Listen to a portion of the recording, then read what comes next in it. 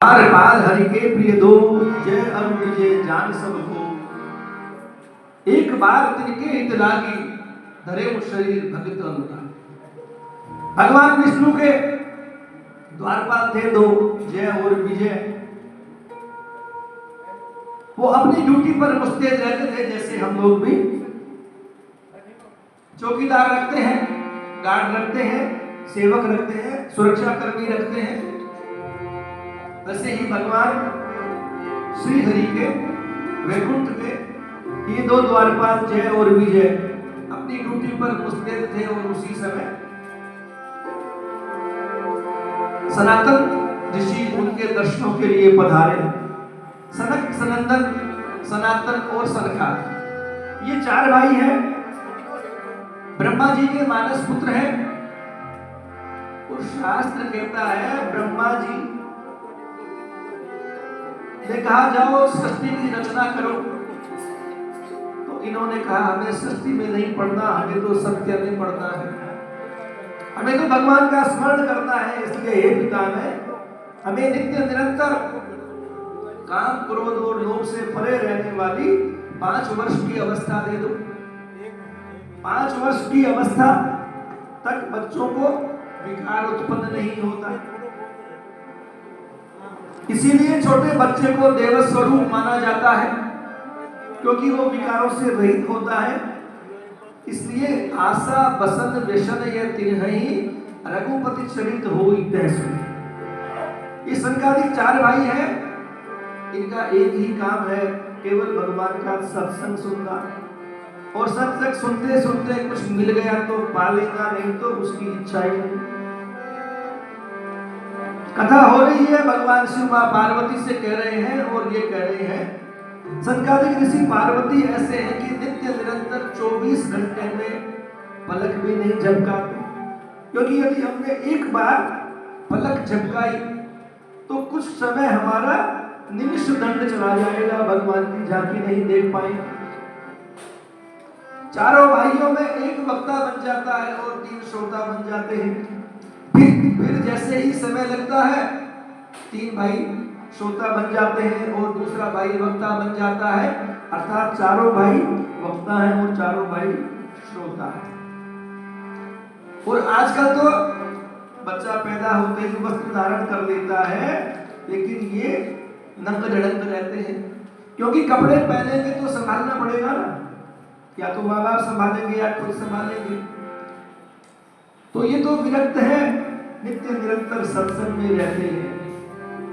आशा वसन व्यस्त नहीं रहती है। आप तो राम कथा को व्यस्त के रूप में ग्रहण कर लो।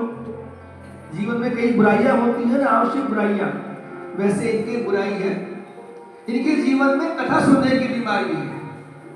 क्या बीमारी है साहब?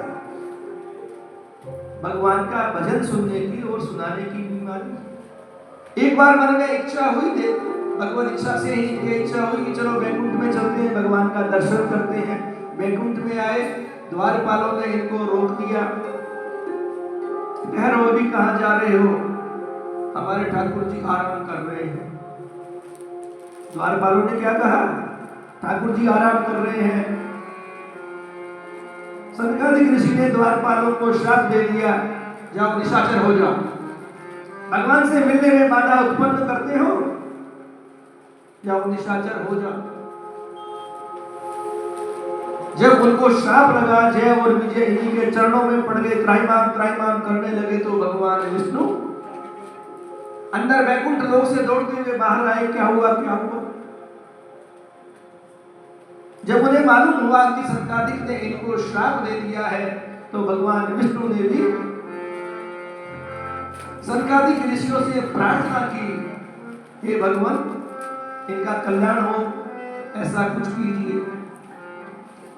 तो भगवान ने कहा इनकी मुक्ति तब होगी जब आप मनुष्य रूप में अवतरित हो।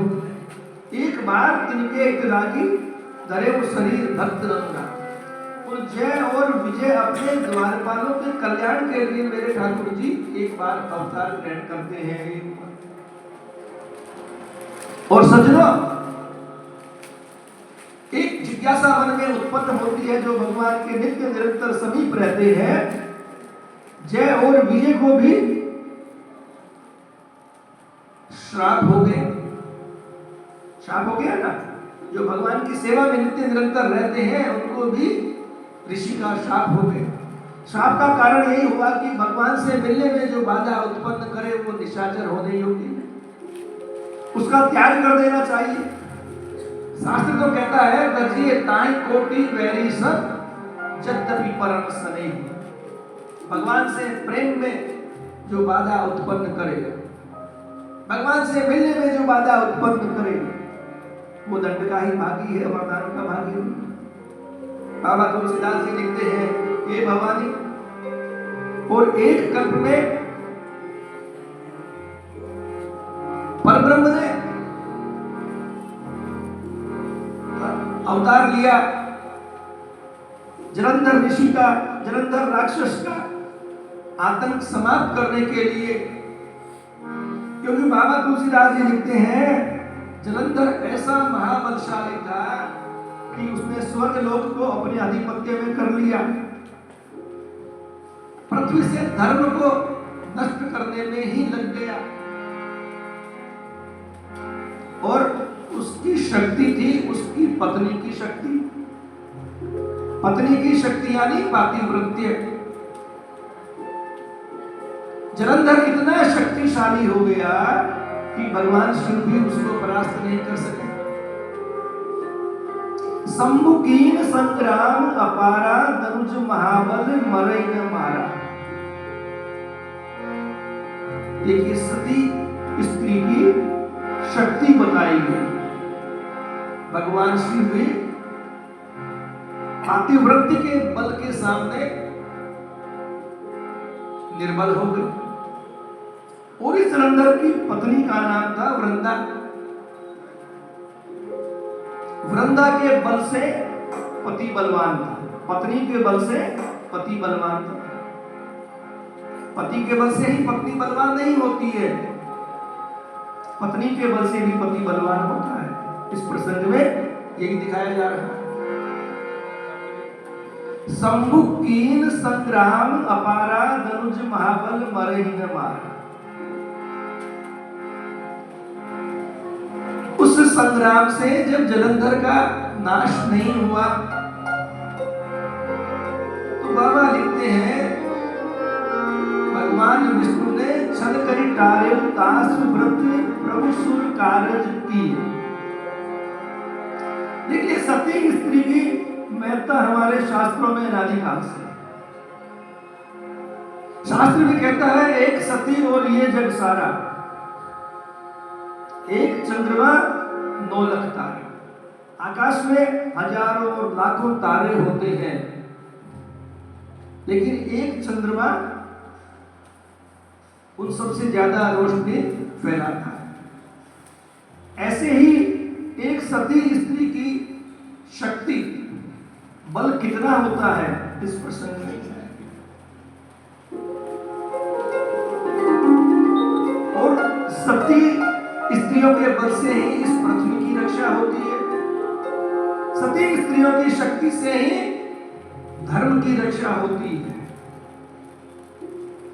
सती होने का अर्थ है सत्य को धारण करना। बाबा कहते हैं उस सती स्त्री का बल भगवान विष्णु भी कम नहीं कर सकते थे। इसलिए भगवान विष्णु को भी छल करना था। छल करी टारेऊ तासु वृत्ति प्रभु सुर कारज की। क्योंकि देवताओं का भक्तों का कार्य करना था। हमारी पॉजिटिव शक्ति जन कल्याण में लगनी चाहिए। किसी के पास धन है, किसी के पास ज्ञान है, किसी के पास बल है, तो वो जीव मात्र के कल्याण में उपयोग हो। इस वृंदा की शक्ति का दुरुपयोग उनका पति जलंधर कर रहा है। इसलिए भगवान को इसके साथ में छल करना। क्योंकि आप तो कहेंगे भगवान तो अधर्म करते ही नहीं, छल करते ही, लेकिन दुष्टों का नाश करने के लिए कभी कभी छल करना पड़ता है। वृंदा का जो सतीत्व था उसका दुरुपयोग जलंधर कर रहा था सृष्टि का नाश करने। इसलिए धर्म की रक्षा करने के लिए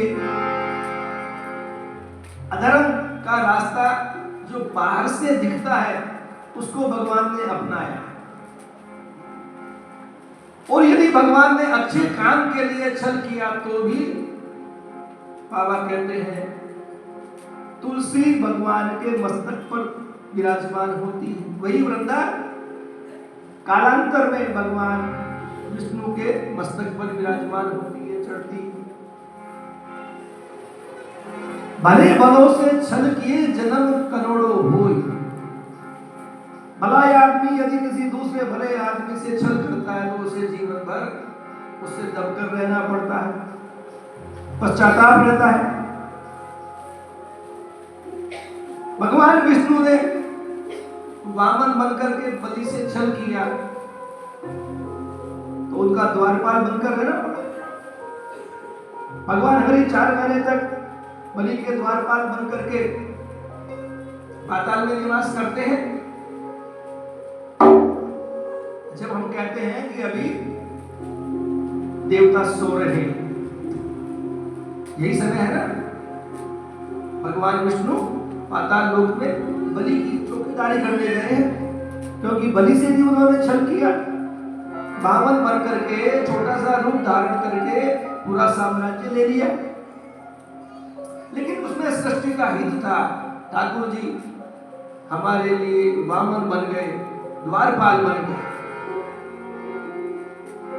और यहाँ वृंदा ने भी श्राप दे दिया, जो मनुष्य शरीर बनकर के तुमने मुझसे छल किया है, क्या वो मनुष्य शरीर धारण करो।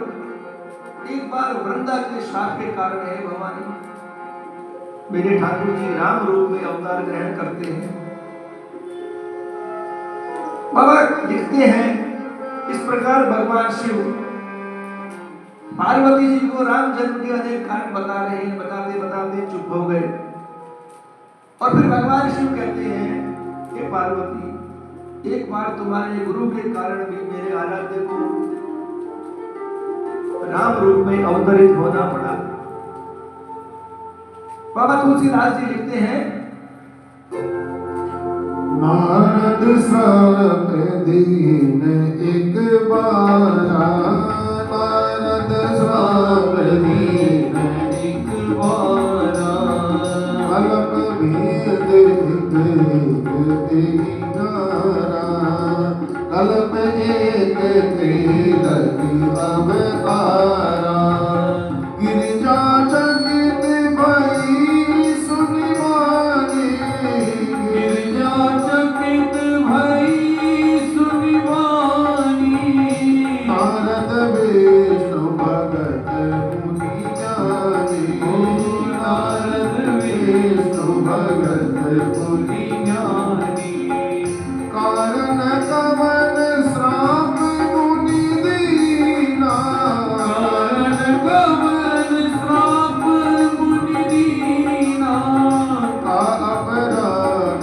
रमापति कीना, का अपराध रमापति कीना, यह प्रसंग मोहि करहु पुरारी, यह प्रसंग मोहि करहु पुरारी, मुनि मन मोह आचरत भारी, मुनि मन मोह आचरत भारी। हे भवानी, एक बार मेरे आराध्य को तुम्हारे गुरु के कारण भी इस धरा पर मनुष्य रूप में आना पड़ा। पार्वती जी को बड़ा आश्चर्य हुआ, नारद जी ने भगवान को श्राप दे दिया। हे भोलेनाथ, आप ये क्या कर रहे हैं? क्योंकि नारद जी तो स्वयं विष्णु भक्त हैं, श्री हरि के भक्त हैं, और भक्त कभी अपने आराध्य को, भक्त कभी अपने भगवान को श्राप नहीं दे सकता। और फिर नारद जी तो ज्ञानी भी है, नारद विष्णु भक्त पुनि ज्ञानी। और ज्ञानी होकर के भगवान को श्राप, ये बात कुछ समझ में नहीं बैठी, क्योंकि यहां पार्वती जी कहती हैं कि भगवान विष्णु ने ही कोई गलती की होगी, का अपराध रमापति की ना। बिना अपराध के कोई किसी को बुरा नहीं कहता, कोई किसी को श्राप नहीं देता। तो नारद जी भगवान को श्राप क्यों देने लगे? भगवान शिव कहते हैं नहीं नहीं, मैं सच कह रहा हूं पार्वती। एक बार नारद जी ने भगवान हरि को श्राप दे दिया, और तुम कहती हो नारद जी ज्ञानी है, ये बात सच है। लेकिन जय जस रघुपति करब तस सो तस तेंचन हो। जैसा ठाकुर जी जिस समय जिस जीव को जैसी प्रेरणा करते हैं वो वैसा ही हो जाता है। ज्ञानी मूढ़ न कोई, अपने आप में ना कोई ज्ञानी है ना कोई मूढ़ है। बाबा तुलसीदास जी कहते हैं, भवानी ने पूछा, ये प्रसंग मुझे पूरा डिटेल में बता। भोलेनाथ कहते हैं, हे पार्वती, एक बार नारद जी भजन करते हुए हिमालय पर्वत पर पहुंच गए, हिमालय की चोटी पर पहुंच गए, और वहां एक सुंदर स्थान देख करके उनकी इच्छा हुई वही भगवान का भजन करने की, और उन्होंने हिमालय की चोटी पर ही अपना आसन लगा लिया। हिमगिरी गुफा एक अति पावनी, वहां हिमगिरी की गुफा देख करके नारद जी के मन में इच्छा हुई भगवान का भजन करने की। और यद्यपि नारद जी को अपने बड़े भाई, आगे आ जाइए आराम से, आगे पधार जाइए, भगवान की कथा में सबसे आगे आगे बैठना चाहिए, सबसे आगे बैठिए, जिसको ज्यादा लाभ लेना हो वो सबसे आगे बैठे। और बाबा लिखते हैं, हिमगिरी गुफा एक अति पावनी, वह समीप सुसरी सुहाव। सुंदर जगह देख के भगवान की इच्छा हुई भजन किया जाए, नारद जी की इच्छा हुई। और सुमिरत हरि श्राप गति बांधी। नारद जी को अपने बड़े भाई दक्ष का शाप है कि वो 2 घड़ी से ज्यादा एक स्थान पर नहीं ठहर सकते। बड़े भाई ने छोटे भाई को श्राप क्यों दिया? दक्ष भी ज्ञानी और नारद जी भी ज्ञानी, इसलिए श्राप दिया कि नारद जी ने अपने बड़े भाई के पुत्रों को भगवान के भजन में लगा दिया। अब दक्ष कहते हैं, अरे मूर्ख, तूने मेरे बच्चों को भगवान के भजन में लगा दिया, अब इस मेरे राज का क्या होगा, मेरी धन दौलत का क्या होगा? अर्थात दक्ष को अपनी पड़ी है, बच्चों की नहीं पड़ी, कि उनका जीवन संवर गया। इसलिए नारद जी को अपने बड़े भाई दक्ष से श्राप की प्राप्ति हुई। लेकिन बाबा कहते हैं, अब नारद जी ने वहां समाधि लगा दी तो भगवान के सुमिरन से वो श्राप भी कट गया। आपको बड़े से बड़ा श्राप मिला हुआ हो, बड़े से बड़ा दंड मिला हुआ हो, भगवान के स्मरण से उसका भी निराकरण निश्चित है। और बाबा कहते हैं, अब भगवान के भजन में नारद जी का मन लग गया, और नारद जी का मन जब भगवान के स्मरण में लग गया तो उधर देवलोक में इंद्र को मन में आशंका हुई, अरे नारद जी देव ऋषि तो पहले से हैं, क्या ऐसा देवताओं के ऋषि हैं, पहले से देव ऋषि बोलते हैं, तो कोई ऐसा तो नहीं है कि ये देव ऋषि से देवराज बनना चाहते हो, देव ऋषि से देवराज बनना चाहते हो। और देवराज का अर्थ है इंद्र पद की प्राप्ति। इंद्र देवराज ही तो है, देवताओं के राजा है, और ये देवताओं के ऋषि है। नारद जी ने यद्यपि भगवान का भजन सहज रूप से किया, उनके मन में कोई लालसा नहीं थी। सहज विमल मन लागी समाधि। तो भी इंद्र को जब आशंका हो गई तो इंद्र ने अपने मित्र कामदेव को नारद जी की समाधि भंग करने के लिए भेज दिया। कामदेव ने नारद जी की समाधि भंग करने का खूब प्रयास किया, लेकिन भगवान का जो स्मरण करे, भगवान की जो भक्ति करे, उसकी समाधि कौन भंग कर सकता है। कामदेव नारद जी के चरणों में पड़ गया, त्राहिमाम त्राहिमाम त्राहिमाम करने लगा, और नारद जी ने उसको अभय दान दिया। कामदेव ने नारद जी का यह सारा चरित्र देवलोक में, स्वर्ग में इंद्र से और सब देवताओं से कह सुना। और नारद जी तो भगवान के भजन में थे। जब समाधि भंग हो गई तो नारद जी वहां से आगे चले, और उधर देवराज इंद्र ने भी नारद जी का बड़ा गुणगान किया और अपने मन में अपनी भूल को भी स्वीकार किया। और इस प्रसंग पे बहुत इंपॉर्टेंट बात तुलसीदास जी ने लिखी कि सूख हाड़ ले भाग जिम स्वान निरखी मृगराज। अरे भगवान का भजन करने वालों के लिए इंद्र पद की प्राप्ति तो सूखी हड्डी की जैसे है। सूख हाड़, एक तो हड्डी होती है ना, जिस जीव की ताजा ताजा मृत्यु हुई हो, कोई पशु हो, कोई पक्षी हो, तो कुत्ता बिल्ली बंदर उसको खाते हैं क्योंकि उसमें कुछ मांस होता है, कुछ चर्बी होती है, कुछ रक्त होता है। लेकिन 6 महीने पुरानी हड्डी को भी कुत्ता मुंह में दबा करके इस प्रकार भाग रहा है कि ये शेर कहीं मेरे हड्डी को ना छीन ले। भगवत भक्तों के लिए इंद्र पद तो सूखी हड्डी के समान है। रमा विलास राम अनुरागी तजत बमन जिन जनु बढ़गा। लक्ष्मी का भोग, लक्ष्मी का ऐश्वर्य, लक्ष्मी का विलास तो सूखी हड्डी के समान है जिसमें कोई रस ही नहीं है। भरत जी को देख लो, भरत जी भिखारी बनकर के चले गए, मांगो भीख त्याग निज धर्म। अपन सबका एक धर्म है ना। अभी अपन जो भी बैठे हैं सबका एक धर्म है। आपका धर्म है कथा श्रवण करना, मेरा धर्म है कथा सुनाना, इनका धर्म है संगीत की उपासना।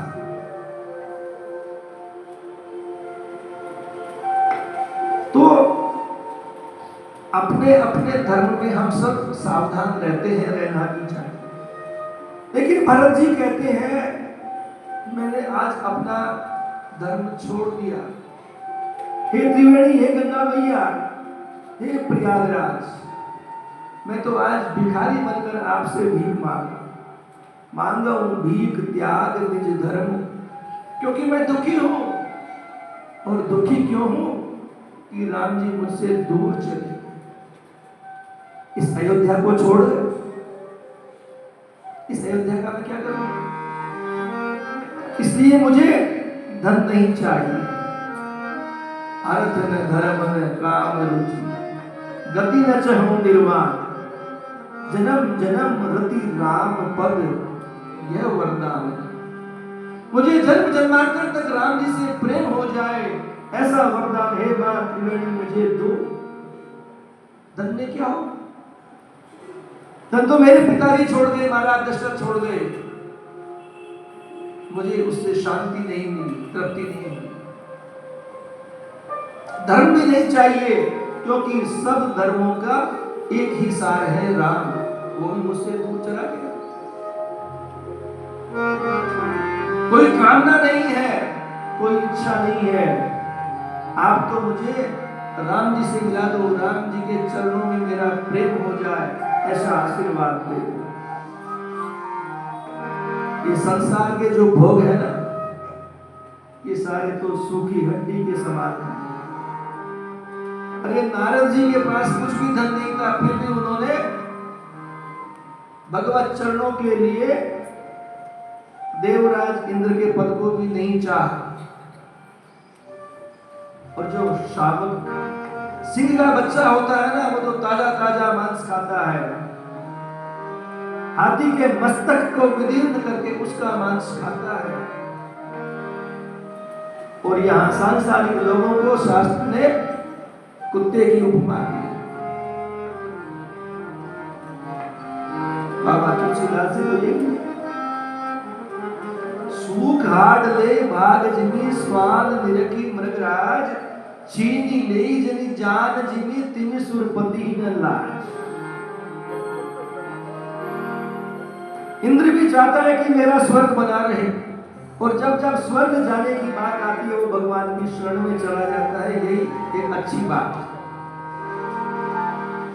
हम संसार का भोगों को भोगे लेकिन भगवान को नहीं भूले, यही भगवत तत्व है, यही राम कथा है, यही कृष्ण कथा है। लेकिन इस प्रसंग में नारद जी आगे चले और बाबा लिखते हैं, नारद जी भगवान शिव के पास गए। कदाचित भगवत इच्छा ही ऐसी थी, भगवान शिव को सारी बात जाके कह सुनाई। आज ऐसे देवराज इंद्र का मित्र कामदेव मेरी समाधि भंग करने के लिए आया था, लेकिन हे भोलेनाथ मैंने उसको माफ कर दिया, क्योंकि मेरे मन में तो कोई इच्छा ही नहीं थी। और भगवान शिव को सुनाने का अर्थ है, भगवान शिव ने तो कामदेव को जलाकर भस्म कर दिया था। नारद जी के मन में कदाचित अहंकार उत्पन्न हो गया, जिता काम है मति मनमान। लेकिन भगवान भोलेनाथ कैसे हैं, भक्त की छोटी छोटी बात को दिल से नहीं लगाते, इसीलिए बोले हैं। भगवान शिव का कोई अपराध करे तो भी भगवान शिव क्रोधित नहीं होते। भगवान शिव ने नारद जी को शिक्षा दी, हे नारद जी ये बात आपने मुझे तो बताई है, लेकिन कोई प्रसंग चल जाए तो भी तिमि जनी हरि सुनायो कब। भगवान विष्णु से जाके, भगवान हरि से जाके, भगवान राम से जाके मत कहना। नारद जी के मन में ये बात घर कर भगवान शिव ने मना किया, क्योंकि मैंने कामदेव को जीत लिया। कामदेव मेरी समाधि भंग नहीं कर सका और इनकी समाधि भंग करने में कामदेव सफल हो गया। नारद जी ने कहा, ठीक है भगवान मैं देखता हूं। और नारद जी शिवलोक से ब्रह्मलोक को चले गए, अपने पिता ब्रह्मा जी से भी सब वृत्तांत कह सुनाया। नारद जी अपने पिता को भी एक मैसेज देना चाहते हैं कि आप भी एक कल्प में अपनी कन्या के पीछे दौड़ पड़े थे कि ब्रह्मा जी, लेकिन मैंने काम को जीत लिया। ब्रह्मा जी ने भी कहा, अरे नारद जी, अरे नारद बेटा ये बात कभी श्री हरि से मत बताना। ठीक है पितामह है, नारद जी ने कहा। और कई दिन बीतने के बाद में एक बार नारद जी क्षीर सिंधु गौने मुनिनाथा जय बस श्री निवास श्रुति माता। श्रुतियों में सबसे श्रेष्ठ, श्रुतियों के मस्तक, श्रुतियों के प्राण भगवान विष्णु के वैकुंठ में आ गए। और बाबा लिखते हैं, जैसे ही नारद जी गेट से आए, भगवान विष्णु ने उनको देखा। और भगवान विष्णु तो सबकी जानते हैं, भगवान हरि तो सबकी जानते हैं। दूर से ही नारद जी को देखा तो अपने आसन से उठकर के नारद जी की अगवानी करने के लिए, नारद जी की अगवानी कर, भगवान भी भक्त की अगवानी करते हैं। और भगवान विष्णु ने नारद जी को अपने आसन पर लाकर बराबर बिठाया। और नारद जी बड़े प्रसन्न हो रहे, हो मेरी खबर तो पहले ही आ गई, क्योंकि बैठे आसन सहित समाजा। बराबर का आसन देना बहुत बड़ा सम्मान देना है। भगवान विष्णु कहते, नारद जी बहुत दिनों में कृपा की, आज तो बहुत दिनों में दर्शन हुए आपके। क्या बात है, इधर आना जाना नहीं होता? नारद जी ने कहा भगवान मैं ऐसे ऐसे गया हुआ था, आना ही नहीं हुआ। कहो क्या नया समाचार है, कोई समाचार हो तो बताओ, क्योंकि नारद जी की चलते फिरते संवाददाता है। और नारद जी के पास में आज तो स्वयं की बड़ी खबर है, कामचरित नारद सदुभास, कामदेव को जीतने का चरित्र नारद जी ने भगवान विष्णु से लिखे। अर्थात ब्रह्मा विष्णु महेश तीनों से नारद जी ने एक बात कही, मैंने कामदेव को जीत लिया है। और आप तीनों कामदेव को नहीं जीत पाए, क्योंकि भगवान विष्णु भी मां लक्ष्मी के साथ में रहते हैं। कभी कभी भक्ति का भी बड़ा अहंकार हो जाता है कि मैं बड़ा भक्त हूं, मैं बड़ा भक्ता हूं, मैं बड़ा श्रोता हूं, मैं बहुत धन खर्च करता हूं। भगवान का भक्त बने रहना तो अच्छा है, लेकिन वो भक्त का अहंकार जब हमें पतन की ओर ले जाए तो हमारा नाश भी हो सकता है। भगवान विष्णु ने देखा नारद जी के मन में अहंकार उत्पन्न हो गया है, इस अहंकार को नष्ट करना जरूरी है। नारद जी वहां से चले, भगवान विष्णु की माया से रास्ते में ही 100 इंद्र के समान एक नगर का निर्माण ठाकुर जी ने कर दिया, क्योंकि इंद्र पद तो नारद जी को नहीं चाहिए। अब नारद जी को लुभाने के लिए 100 इंद्र के वैभव वाला नगर भगवान ने बना दिया, श्रीनिवासपुर। वहां का राजा अपनी पुत्री विश्व मोहिनी का स्वयंवर कर रहा है।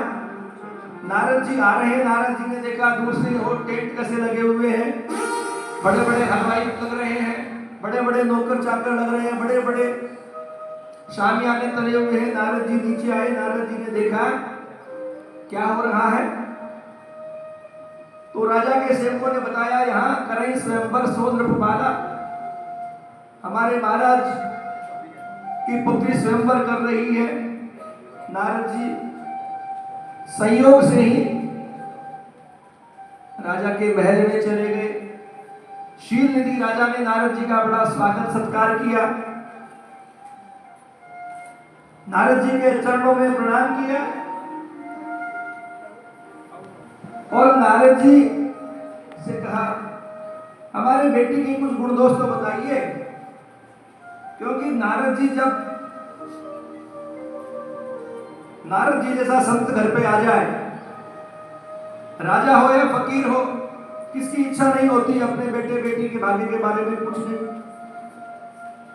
शीलनिधि ने नारद जी से अपनी पुत्री का हाथ दिखाया और बाबा लिखते हैं नारद जी ने जैसे ही उस कन्या का हाथ देखा तो सब बातें भूल गए, उस कन्या पर मोहित हो गए। कन्या के कुछ गुण कह करके नारद जी वहां से चल दिए, क्योंकि उस कन्या में नारद जी को गुण ही गुण नजर आ रहे हैं, क्योंकि वो माया की बनी हुई है और माया में गुण ज्यादा दिखता है।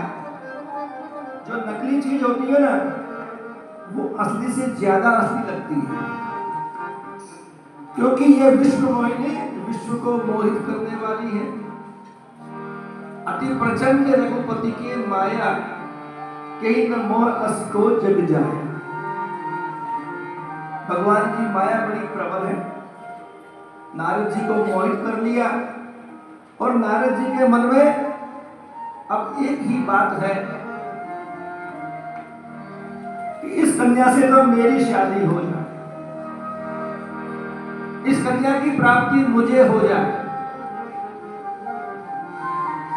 लेकिन अब कन्या कैसे प्राप्त हो, क्योंकि वो विश्व को मोहित करने वाली इतनी सुंदर है और नारद जी तो साधारण एक साधु के वेश में है। बाबा कहते हैं समय तो नारद जी के मन में एक ही विचार आया, जब तक कछु न हो यही काला, हे विधि मिले कंवर विधि माला। और नारद जी जानते हैं सुंदरता को सुंदरता ही मोहित कर सकती है।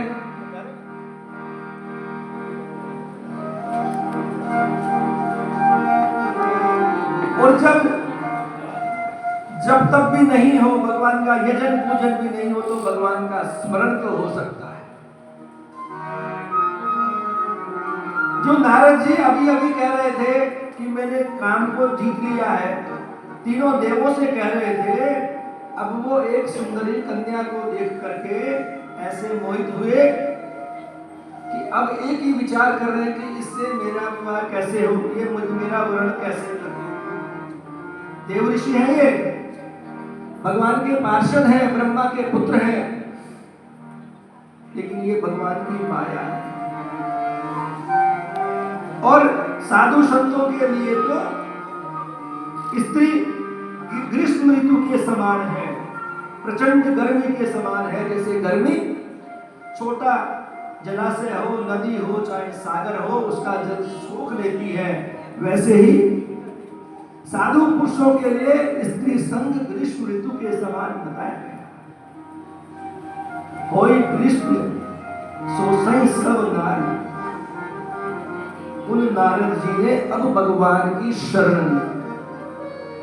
अब कहते हैं एंड में जाके भगवान को याद किया, और भगवान तो तैयार बैठे कि नारद जी हमारी महत्ता, अपने भक्ति की महत्ता को याद रखे, समझते रहे। बाबा लिखते हैं, मोरे हित हरिसम नहीं कोई, भगवान के समान मेरा कोई हितैषी नहीं है। नारद जी ने इस बात को स्वीकार किया, भगवान को याद किया, और ठाकुर जी प्रकट हो गए। याद करने पर की देर है। अपन कहते हैं ना भाई, कोई ऐसी गोली दो दर्द निवारक, पेन की दर्द दवाएं देते ही दर्द दूर हो जाए, इंस्टेंट रिलीफ। वो भगवान वही है, आप याद करो वो तैयार है। नारद जी ने वहां उस शहर में श्रीनिवासपुर में याद किया, ठाकुर जी आगे, नारद जी क्या बात है, कैसे याद किया। देखो यही भगवान का चरित्र चल रहा है। हम कहते हैं ना बहुत सी चीजों की तत्कालिक उपचार चाहिए, मेरे ठाकुर जी तत्काल आपकी मदद करने को तैयार है। आपके याद करने की देरी है, उनके मदद करने में देरी नहीं है। और नारद जी भगवान से क्या मांगते हैं सुंदर शब्दों,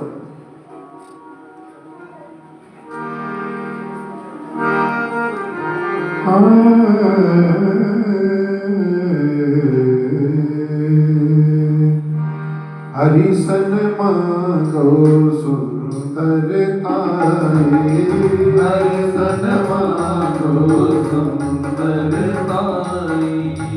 कोई रात करो अति भाई, कोई रात करो अति भाई, मोरे हित हरिसन नहीं को, मोरे हित हरिसन नहीं को, ये अवसर सहाय सोई हो, ये अवसर सहाय सोई हो।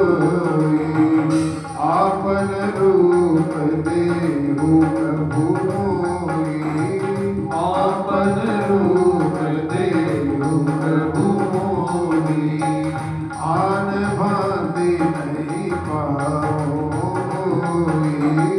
आन भांति नहीं पाओहि। जहि विधि हो नाथ हित मोरा, जहि विधि हित मोरा, करहु सुबेगी आस में तोरा, करहु सुबेगी आस में तोरा। नारद जी कहते हैं ठाकुर जी, ये भगवान आप जैसे सुंदर हो, ये सारी सुंदरता आप मुझे दे दो थोड़ी देर। आपन रूप देहु प्रभु मोहि आन भांति नहीं पावो मोहि। भगवान विष्णु ने कहा क्या करोगे? नारद जी कहते हैं अभी ये मत पूछो, मुझे थोड़ी जल्दी है, क्योंकि वहां स्वयंवर हो गया तो काम खराब हो जाएगा। ठाकुर जी ने कहा ठीक है मेरी सुंदरता मैं तुम्हें देऊंगा, लेकिन तुम करोगे क्या? नारद जी ने कारण नहीं बताया, लेकिन नारद जी ने फिर इशारा किया भगवान वहां स्वयंवर हो रहा है, मैं वहां जाऊं। क्योंकि नारद जी जानते हैं कन्या वर्यते रूपम, लड़का या लड़की एक दूसरे का रूप देखते हैं, और ये छवि समुद्र है, तो मुझे भी सुंदरता का खजाना बनना पड़ेगा। बाबा कहते हैं भगवान विष्णु ने कहा है नारद जी मैं तुम्हारा हित ही करूंगा, इसके अलावा कुछ नहीं करूंगा। भगवान चले गए, नारद जी दौड़ करके वहां स्वयंवर में आकर के बैठ गए। नारद जी बड़े उत्साहित हैं, अब तो मेरे को देखते ही कन्या वरमाला डाल देगी। लेकिन उधर कन्या स्वयंवर में आई, कन्या ने नारद जी की तरफ देखा भी, उल्टा हो गया ना। नारद जी तो सोच रहे थे कि कन्या केवल मुझको ही देखेगी, क्योंकि मेरी सुंदरता इस पंडाल में सबसे ज्यादा है। लेकिन बाबा लिखते हैं इन कुरूप न जाई बखान, भगवान विष्णु ने उनको कुरूप बना दिया, बंदर जैसा बना दिया। लेकिन फिर भी ठाकुर जी एक मर्यादा रखते हैं, इसीलिए मर्यादा पुरुषोत्तम है। उन्होंने बंदर जैसा बना दिया, लेकिन देखने वालों को वो देव ऋषि ही नजर आए, सबने प्रणाम किया। विश्व मोहिनी उस कन्या को वो बंदर जैसे नजर आए, और नारद जी को अपने आप को वो विष्णु जैसे नजर आ रहे हैं। और ठाकुर जी भी वहां पहुंच गए। दरिद्रप तनु दह गयऊ कृपाला कुंवरी हर्ष मेलेऊ जयमाला। और मेरे ठाकुर जी भी पहुंच गए एक राजकुमार का रूप धारण करके। भगवान की सुंदरता चाहे कोई भी ले ले, लेकिन उनका आंतरिक भाव जानने वाले भक्त तो उनका ही वर्णन करें। उस कन्या ने भगवान विष्णु का ही वर्णन किया, वो उसको लेकर के पार हो गए। अब नारद जी हाथ बनते रह गए, क्योंकि नारद जी के मन में तो और ही लड्डू फूट रहे। वहां भगवान शिव के दो चेले बैठे थे, दो नौकर चाकर बैठे थे, दो भक्त बैठे थे। उन्होंने कहा नारद जी अरे जाके अपना मुंह तो देखो। नारद जी ने देखा अपना मुंह, तो फरकत अधर कोप मनमाही सपदी चले कमला। नारद जी के एक बार देखने से नारद जी को वास्तविक स्वरूप दिख पड़ा। केवल एक बार देखने से उसमें नारद जी तिलमिला उठे, क्रोध से लाल पीले हो गए, तत्काल दौड़ते हुए उधर जा रहे हैं जहां भगवान विष्णु रहते। सपदी जल्दी जल्दी चले। और सज्जनों यहाँ एक जिज्ञासा होती है कि ठाकुर जी वहां क्यों पहुंचे राजपुत्र बनकर, क्योंकि वे राजाओं की सभा थी, इसलिए वास्तविक रूप में वो नहीं जा सकते। और माया तो भगवान के ही नियंत्रण में रहती है, क्योंकि वो भगवान की ही माया थी। अति प्रचंड रघुपति के माया हम सबको तो मोहित कर सकती है, लेकिन भगवान को नहीं कर सकती। बाबा लिखते हैं नारद जी जब श्राप देने के लिए जा रहे थे, ठाकुर जी रास्ते में मिल गए। ठाकुर जी ने कहा नारद जी कहां जा रहे हो, कितने परेशान लग रहे हो, क्या बात है? जबकि भगवान विष्णु को खुद को पता है वो विश्व मोहिनी साथ में है, एक तरफ लक्ष्मी है, और फिर नारद जी से पूछ रहे हैं क्या बात हुई। क्योंकि ठाकुर जी के लिए कहते हैं बड़े कौतुकी है, मेरे भगवान भी हास्य करने में बड़ा आनंद लेते हैं। भक्तों के साथ में उनका आंख मिचौली का खेल चलता रहता है। कभी भक्त भगवान को छका देते हैं, कभी भगवान भक्त को छका देते हैं। नारद जी से पूछ रहे क्या बात हुई, कहां जा रहे? बाबा कहते हैं अब तो उनका क्रोध और बढ़ गया, और भगवान विष्णु को खूब भला बुरा कहा। अरे विष्णु जी पर संपदा सकौ नहीं देखी तुमरे ईर्षा कपट विशेषी मदद सिंधु रुद्रई बोराय असुरा प्रेत निष्पान कराय।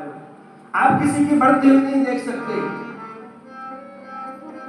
आपको लक्ष्मी की प्राप्ति करनी थी, कौस्तुभ मणि की प्राप्ति करनी थी, इसलिए समुद्र मंथन के समय आपने शिव जी को बावला बना दिया कि ये सबसे पहले विष निकला ठाकुर जी आपका। समुद्र मंथन से सबसे पहले जहर ही निकला और भगवान विष्णु की प्रेरणा से ही भगवान शिव ने ग्रहण किया। तो आपने भोलेनाथ को बावला बना दिया कि सबसे पहली चीज है जो पहली कुछ भी होगी वो ठाकुर जी की होगी, भगवान शिव की होगी। उन्होंने उनको तो जहर पिला दिया, जहर पी करके वो मस्त हो गए। तब लक्ष्मी निकली, तब आपने उसको ग्रहण कर लिया, कौस्तुभ मणि को ग्रहण कर लिया। क्योंकि आप तो अपने आप को सब कुछ समझते हो, लेकिन आज मेरे से पाला पड़ा है। आज बराबर से मेरी टक्कर हो रही है। भले ही भवन अब पायन दीना और इसका फल मिलेगा। और नारद जी भगवान को एक के ऊपर एक शाप देने लगे। देखो भक्त आज भगवान को शाप देते हैं, यही कहते हैं माया से मोहित होना। माया की प्राप्ति नारद जी को नहीं हुई, उसी में तिलमिला गए। यदि माया मिल जाती, उस स्थिति की कल्पना करो, यदि नारद जी को विश्व मोहिनी मिल जाती तो क्या करते? हो सकता है भगवान विष्णु को नष्ट करने के लिए चलते, या कदाचित और कुछ होता। लेकिन माया के दर्शन से नारद जी कितने काम के वशीभूत हो गए। पहले उसके पहले अहंकार के वशीभूत हो गए और अब क्रोध के वशीभूत हो गए। और अब भगवान हरि को शाप दे रहे हैं। क्या शाप दे रहे हैं? पंचो मोहि जवन धरि दे। जो मनुष्य शरीर धारण करके तुमने मुझे ठगा है, मैं तो आज मारा गया, ठगा गया। सोई तनु धर्म शाप मनिहा, मेरा श्राप है, जाओ मनुष्य शरीर धारण। और आज मैं नारी के विरह से पीड़ित हूं, जाओ ऐसे ही तुम भी नारी के वियोग में रोते रहोगे, हासीता करते रहोगे। पंचो मोहि जवन धरि देगा, सो तनु धरि शाप मनिहा। नारी विरह मम हो दुखारी, जैसे नारी के विरह में मैं दुखी हूं, तुम भी दुखी हो। भक्त कितना जल्दी अपना धैर्य खो देता है, इस प्रसंग में यही बताया गया है। नारद जी की कामना पूरी नहीं हुई तो क्रोध उत्पन्न हो गया। या तो हमारे मन की करो, नहीं तो हम तुमको गालियां देंगे, हम तुम्हें भला बुरा कहेंगे, हम तुम्हारा नाश कर देंगे, हम तुम्हें और कुछ कहेंगे। नारद जी यही कर रहे। जब नारद जी नहीं रुक रहे तो भगवान ने अपनी माया का संवरण कर लिया। नहीं थे रमान राजकुमारी, अब्बा ना तो माया है ना लक्ष्मी है। ये देख करके नारद जी भगवान के चरणों में गिर गए। ठाकुर जी ने कहा, वर्षा हो ये नारद जी, ये मेरी ही इच्छा है। नारद जी ने कहा, वर्षा हो मम श्राप कृपाला मम इच्छा कह दी। भगवान को कौन श्राप दे सकता है? भगवान श्राप ग्रहण करते हैं तो भी अपनी इच्छा से ग्रहण करते हैं। लेकिन नारद जी भगवान के चरणों में बार बार गिरते हैं, भगवान मुझसे तो बहुत बड़ा पाप हो गया, अरे अब रोने से क्या होगा। लेकिन ठाकुर जी कितने दयालु हैं, भगवान को कोई श्राप दे तो भी भगवान उसको श्राप नहीं दे। चाहते तो ठाकुर जी भी श्राप दे देते, नारद जी का और कुछ अनर्थ कर देते, नारद जी को दंड दे देते। लेकिन ठाकुर जी ने नारद जी के साथ में कुछ भी नहीं किया, क्योंकि भगवान भक्त का हमेशा हित ही करते हैं। इसीलिए जीवन में हमेशा एक ही धारणा होनी चाहिए कि मोरे हित हरि सम नहीं को। भगवान के समान हमारा कोई हितैषी नहीं है। कोई मंत्रा मिल गई और केकई ने कह दिया, अरे तो इस मोर संसार, केकई का नाश क्यों हुआ? लौकिक रूप से, क्योंकि मंत्रा मिल गई। मंत्रा को वो केकई कहती है, तेरे समान मेरा कोई हितैषी नहीं है। लेकिन भगवान शिव कहते हैं, हे पार्वती, राम जी के समान कोई हितैषी नहीं है, राम के समान कोई मित्रता का निभाने वाला नहीं है। या भगवान ने नारद जी को एक भी शाप नहीं दिया। लेकिन भगवान ने कहा, जाओ भगवान शिव का स्मरण करो, जपम जाय शंकर सतनामा, हो गई हृदय तुरंत विश्राम। तत्काल रिलीफ चाहिए तो भगवान शिव की शरण में चले जाओ, शिव शिव का जाप करो नारद जी। इसका और कोई इलाज नहीं है, तुम्हारे पापों का प्रायश्चित है शिव नाम का जाप। और सज्जनों, सृष्टि में शिव नाम के जाप से बड़ा कोई मंत्र नहीं है, कोई यज्ञ नहीं है, कोई हवन नहीं है, कोई पूजन नहीं है। और नारद जी के साथ में हम भी यदि अपना कल्याण चाहते हैं तो सुंदर शिव नाम का जाप करेंगे, तेरा पल पल बीता जाए मुख से जप ले नमः शिवाय।